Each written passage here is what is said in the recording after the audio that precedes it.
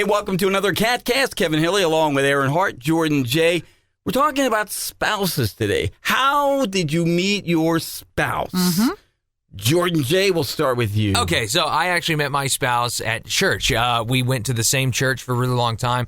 Basically knew her throughout my whole life, but that's like the most wholesome thing I've ever heard. I know, right? Isn't that great? But so yeah, I met her in church. She went to Catholic school, so I went to public school. So we didn't really that's not how we met. Mm-hmm. We'd see each other, but once she hit 8th grade, and then 9th grade happened. Once she was like high school age, it went from no longer private school didn't exist. They didn't have a high school private school, right? So basically, they're basically like, all right, after you hit 8th grade, on to public school with you. You know what I mean? So, but yeah, then we were actually in high school together, and I got to see her more and more every single day, and we had a couple classes together, and we talked more and more, and just started hitting it off. We actually hit it off, and we had like a youth gathering thing. We went to like New Orleans for this giant youth troop. Nice. And, it was real cool. So that's where we really got to start talking. So but Jordan J. married his high school sweetheart. How adorable is that? I did indeed. Aaron, you're going to hate this. I met my wife in church, too.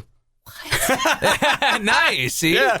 We went to the same church. Actually, though, see, we were... Forget dating sites. Go to church. You find a nice girl in church. No, we went to the same church, but we hung out in a group of friends. There was like 5 or 6 of us that kind of hung around together, and we were all just friends, you know. Yeah. And it's funny because our friends would say about me and her, "Oh, you guys ought to date. You ought to go out." And we're like, "Oh, get out of here! You guys are nuts," you know.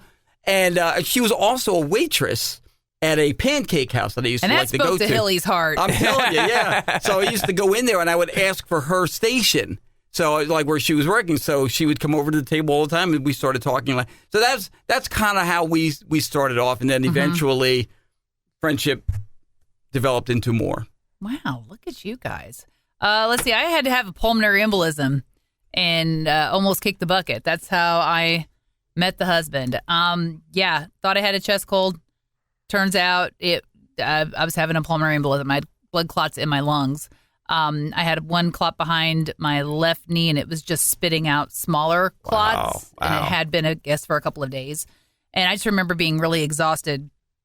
And turns out I was trying to die. Yeah.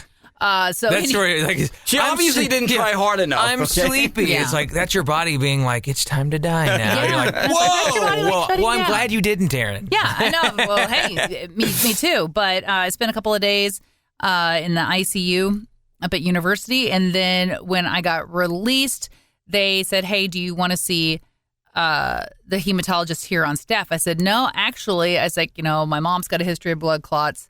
So does my grandmother, my aunt. I said, they see Dr. Kajasta, and that's who I went and saw. And the husband was one of his nurses. How about that? Yeah. There's like meant to be. That's like my circumstance of like the only reason I was at this youth gathering to begin with to really kick things off with my wife was I wasn't even going to go initially. Like I had just like broken up with an ex-girlfriend and like I wasn't even in the mindset of like, I want to have fun. I was like, my dad basically was like, you should go to this thing. It'll get your mind off. So my dad kind of pushed me, and it just so happened that my wife, at the time, she had a softball injury, and that's the reason why she was going. She wouldn't even been there. She was having surgery, and so it allowed her to be able to go, and then like 2 days later, she was having surgery. It's funny how circumstances work out. Like things that you don't expect. Because again, this group of friends that we were all a part of, like I said, 5 or 6 people, we were all going to do this group trip to New England. We're going to go to New Hampshire and Vermont and everything, just kind of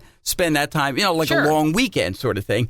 And then one by one is like, I can't afford it. I'm dropping out. And then somebody else, we can't make it. Sorry, something else coming. One by one, this group all started dropping out, except me and her. And we're like, we can still do this. In the air. She goes, okay. So I drove. I spent all the money for the most part. And we spent that. And again, everything, it was purely platonic. The whole time. No funny business went on or anything like that, And was it after that trip you knew? You were like, I think I like this. We got woman back more than on Columbus Day, 1988, and we suddenly realized, hey, guess what? We're in love.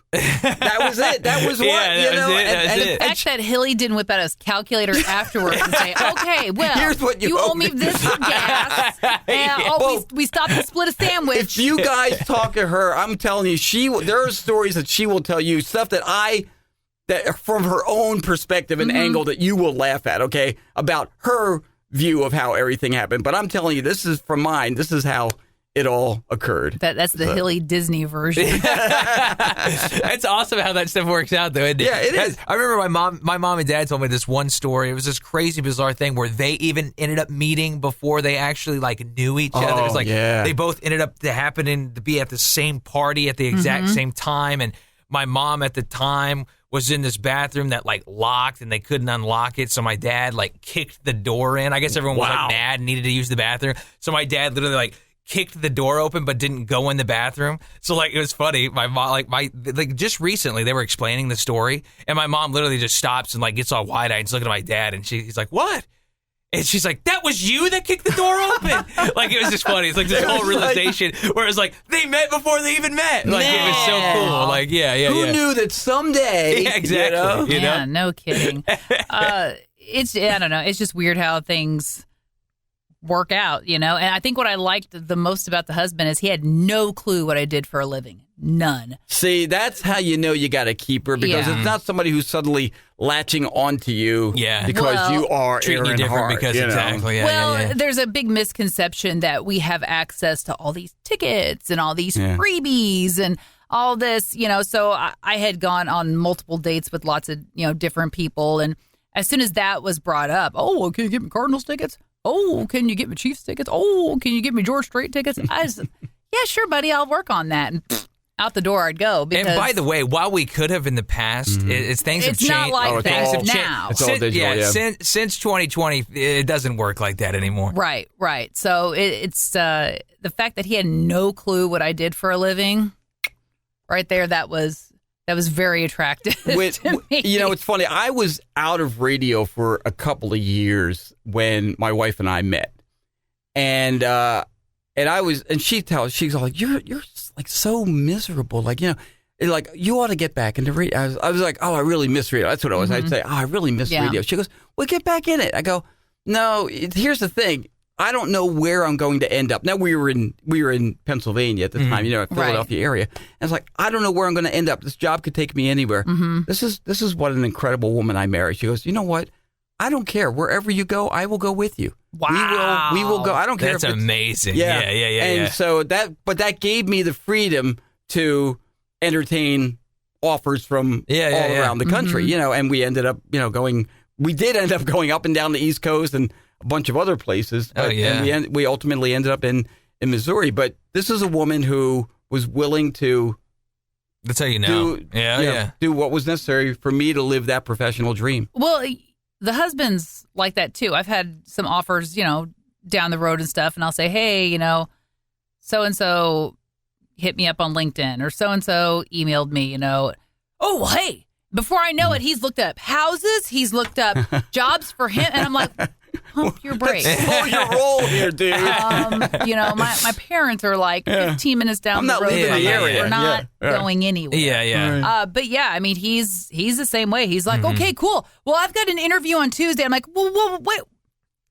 Cancel, because we're not going anywhere. Yeah. So it's cool to have a spouse like that, though. That's just willing to supportive, be very supportive. Be like, you want to move? Hey, let's do it. You know what I mean? Yeah. And that's the thing. I mean, because they realize, she realizes, he realizes what's important to you, and is support that. And it's funny too, because through the years, my wife she'll meet somebody and they'll find out, oh, your husband's Kevin Hilly. Yeah. He is so fun. He must keep you laughing all the time. And she's like, yeah, what a blessing. What a blessing. Yeah. They don't realize she has heard the same 30 jokes for the same 30 times, So as we all have. Exactly. So let us know, how did you meet your significant other? Yeah, did you? Were you like Kevin and Jordan? You met him in church, and apparently I didn't go to church. I had to go to a hospital. Not the only way. It's not the only way. There's many ways. Yeah, that's right. But, let us know. Let us know how you met and the whole story. We would love to hear from you. Just you can shoot us an email, catcountry@mailzimmer.com, or you can always reach out to us on the Facebook page or Instagram, the old Tickety Talk, wherever you want to. We're many places now. Really are. We are. Really and if you're watching on YouTube or any number of other places, would you give us a subscribe? We sure appreciate it. You'll know that when the next KATcast is out. Yes. That's right. You'll get a special notification. In fact, it drops there earliest. Exactly. Subscribe, little bell notification. Right there. That's right. Absolutely. Smack that bell. Smack that as bell. They say. There's one guy who does a podcast. He goes, smack that bell. Smack that bell. I wish I had thought of that. You know? That's right. And that is another edition of the KATcast. Thanks for joining us.